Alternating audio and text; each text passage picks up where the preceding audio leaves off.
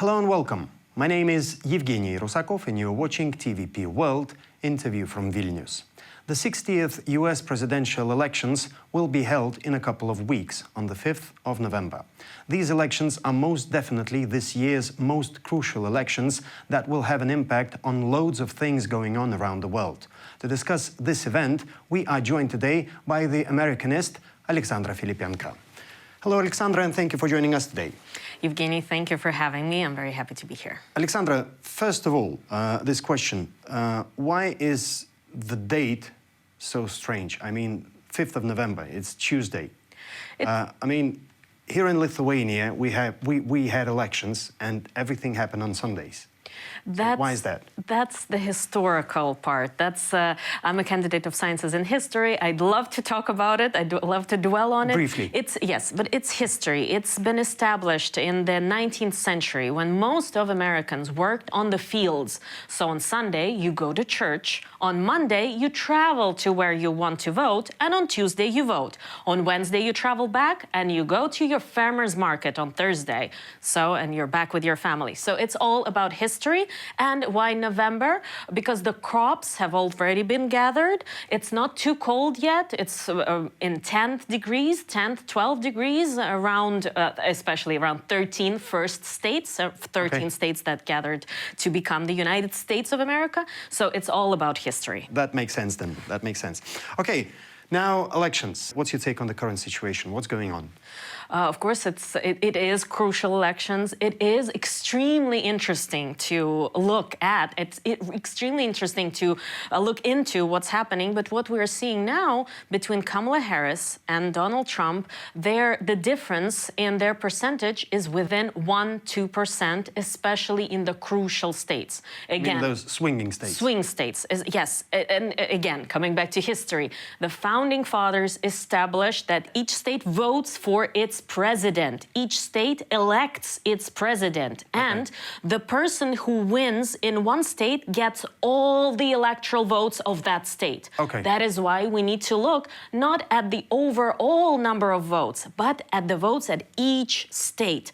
And of course, swing states that vote either Democrat or Republican on each election are the most crucial ones, because if you look at the electoral map, you could see that California, for example, it's been blue, Democratic for years and years and years. Texas has been red, Republican for years and years and years. So that's why it's really weird to say that it doesn't matter how California or Texas votes, but it always matters how Michigan, Wisconsin, Pennsylvania, Florida, states like that, how do they vote? They actually elect the president. Oh, really? Now, polarization in the American establishment and society. How does this affect the 2024 election campaign?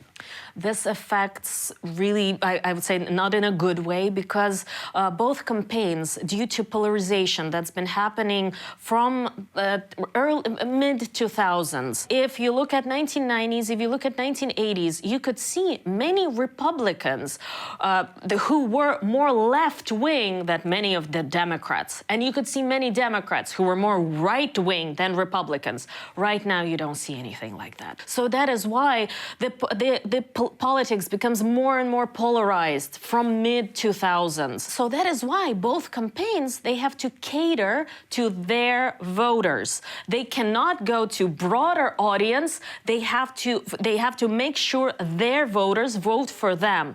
And that is how they become even more polarized. And this influences the election. And it doesn't influence in a good way. But again, coming back to history, America has always been a little polarized. It's not something new. It's not that it's going to fall after tomorrow or something like that. But of course, it influences because both campaigns, they do not go to broad audience. They go to their audience. Okay, here's my next question then. Kamala Harris has some difficulties to win the sympathy of the Latino and Black communities that are really important to her. And, well, one can admit that this is so. This is really so. Absolutely. So How would you explain this? There are a few difficulties for Kamala Harris here. What's important, for example, the Latino community. There are two things that Kamala Harris has to do with. First is, I must say, religion. Most Latino voters, black voters, are way more religious than Caucasian voters, I mean white voters in the United States.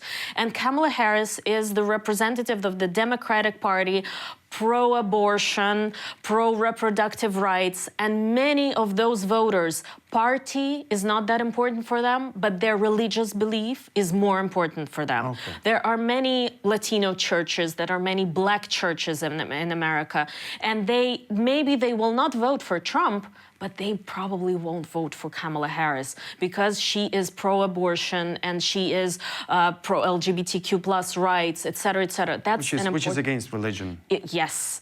And the second thing, let's look at who was responsible for the immigration politics of the United States in the White House. Kamala Harris. There was a huge immigration crisis on the border of the United States. You don't have to be the supporter of Donald Trump to see that when that's 300,000 people trying to cross illegally during only 1 month of December. That's 10,000 people a day that cross the border illegally to the United States. You don't need to be a Republican to see that it's a humanitarian crisis. It's a crisis.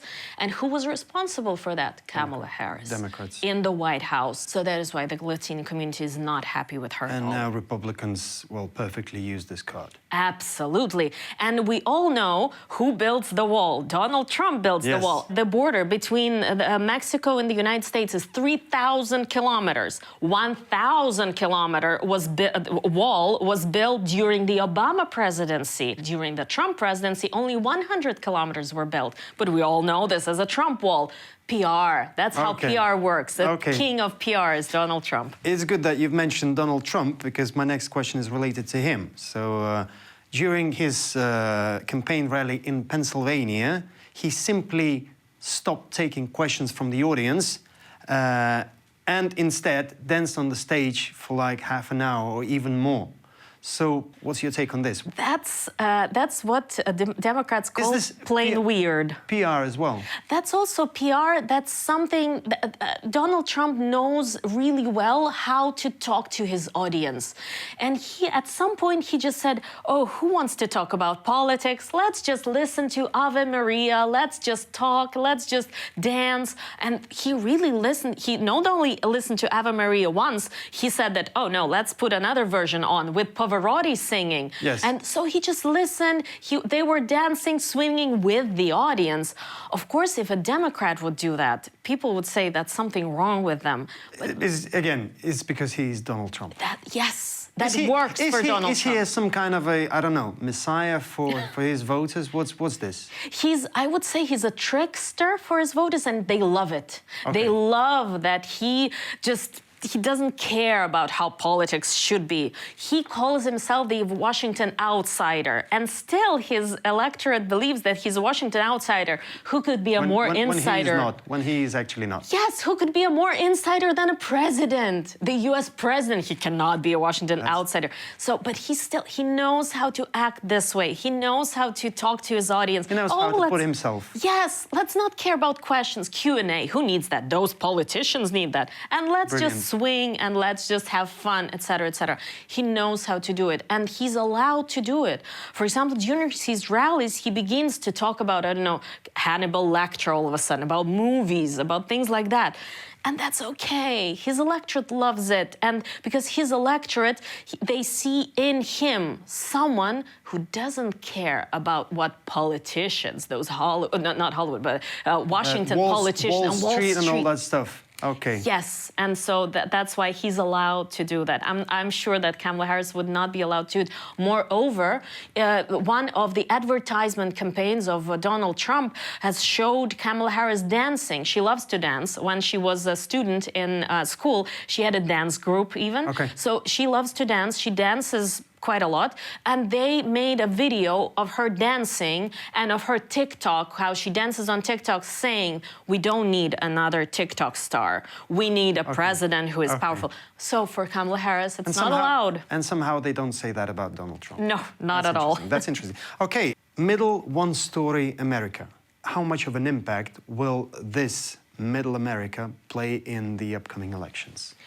It definitely plays a huge role, and it's coming back to our previous conversation about what we've just talked about those Americans who don't like Wall Street, who don't like those Washington politicians that don't represent them, and they see someone who kind of it's not that Trump represents them, but he's different. He's different. So this middle America really likes someone who's not always uptight and answering questions. They like Donald Trump.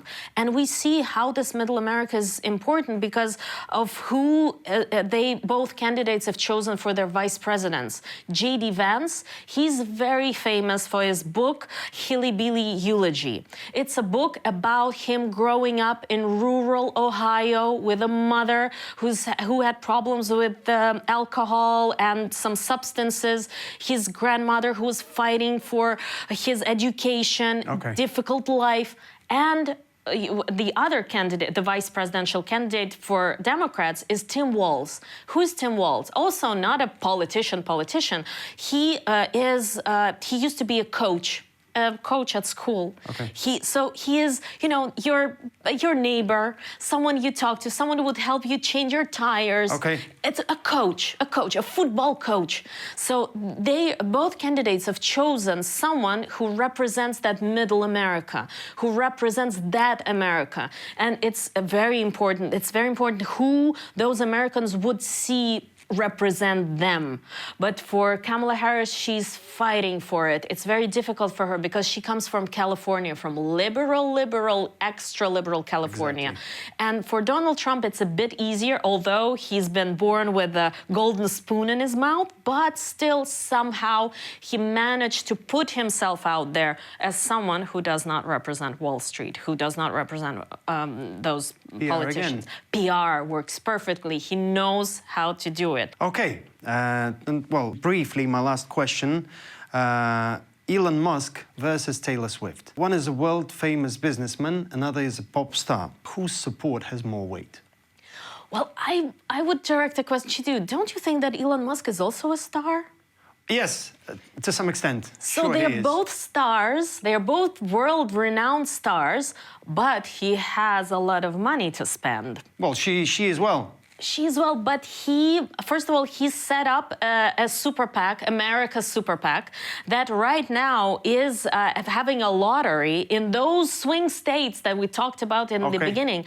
Every day, any person who registers to vote in those swing states and signs a petition, not to vote for Trump, but for the First and Second Amendments in the American Constitution. First Amendment is freedom of speech, and Second Amendment, freedom to bear arms. So they sign a petition, and they can win $1 million a day. They already have a few winners. But it's only in those swing states, and it's organized by the America Super PAC, established by Elon Musk. That's been supporting Donald Trump. So they don't openly say that they support Donald Trump. But they do support him. But they do support Donald Trump. So we see Elon Musk invested his own $75 million into the election. And what Taylor Swift can do, of course, star power, it's very important.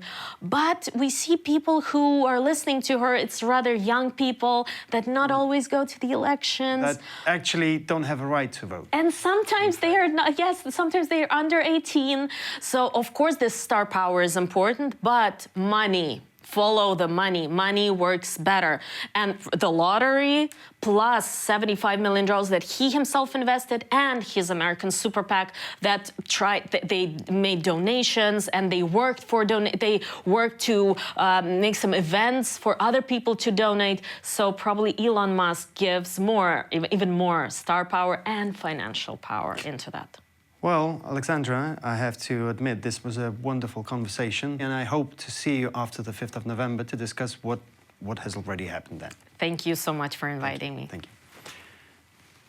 And I would like to remind our viewers that our guest for today was an Americanist, Alexandra Filippenko. You're watching TVP World. Stay with us.